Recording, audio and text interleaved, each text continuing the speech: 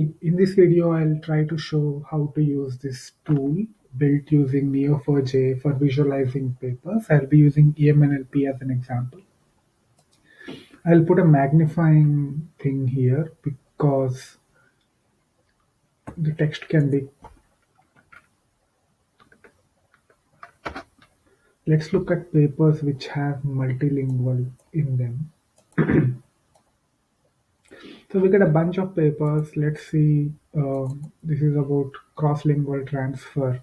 The real advantage of the tool comes when we can group things based on the categories. For example, I have used different categories like multilingual, BERT, etc., or adversarial training, etc. For now, let's ignore the pre-training based ones and also the transfer learning based ones. And let's just look at what are the papers at EMNLP which are based on BERT and have multilingual training. So this is a paper, let me drag this a bit further.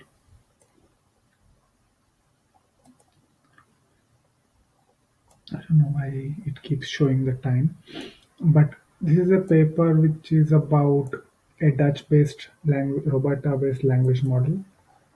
Seems interesting. BERT performs well, but they cannot perform multilingual version, so they modify it. So it will be an interesting read.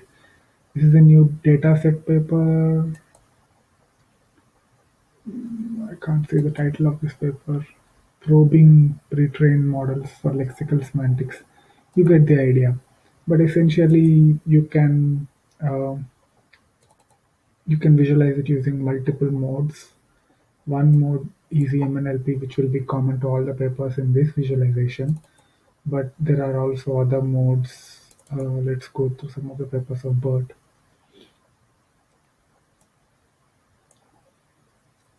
For example, there may be papers which have adversarial training, and looking at BERT plus adversarial training might be a very interesting thing.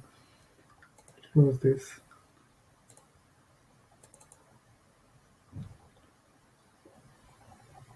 Yeah, so now we have got another node, transfer. So we can look at papers which are talking about BERT and have transfer. At the same time, transfer with respect to multilingual training, and which have all the three constraints, multilingual training and transfer and BERT. Let's look at just this paper once.